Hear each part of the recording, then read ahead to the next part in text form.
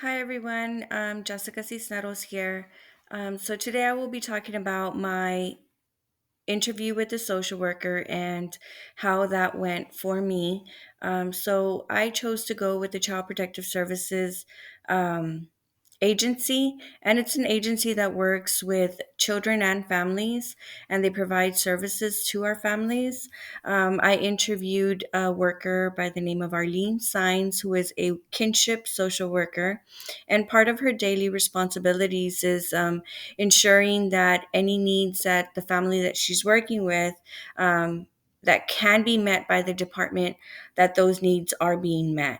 So Arlene's specific problem that she's trying to help facilitate in is, attempting to eliminate children when they're being removed from going into foster care. A lot of the times when the children are being removed, there are families that want these children. However, their homes either don't meet like the criteria or the assessments, and so in that at that point, CPS and kinship workers come in and help facilitate whatever it is that these homes are lacking, so that it could be recommendable and favorable to the court, and so that we could place the children with families versus foster homes.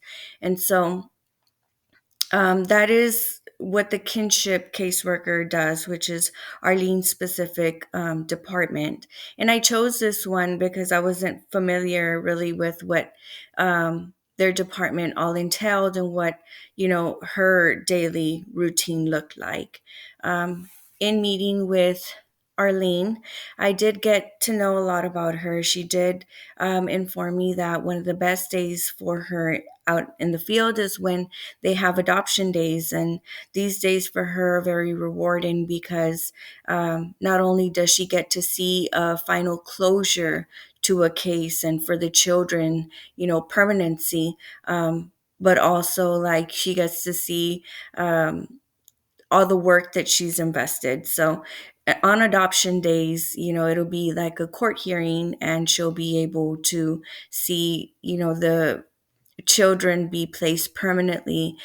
um, Her best day would be with family. She favors when children get placed with family.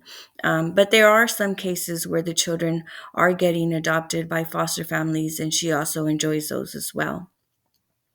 Arlene expressed that one of the worst days for her is when children get returned because of the court, making a decision to return children to a home when she does not feel that the family is ready to be reunified. And she expresses that those days can be the most frustrating for her. And she considers those her worst days.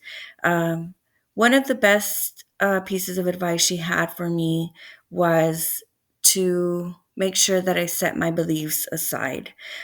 She stated that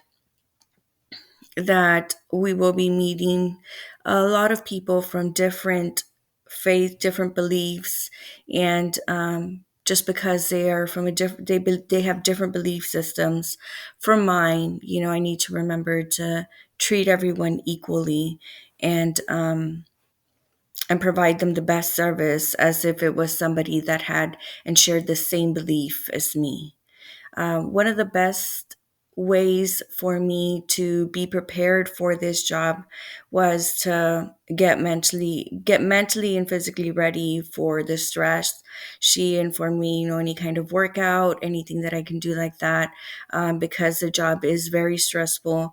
And she told me, that a lot of the times you can take this work home, and it can, affect your personal life and your relationships with your family if you allow it to. So making sure that, I take care of myself, and better will help me better prepare myself for this stressful job.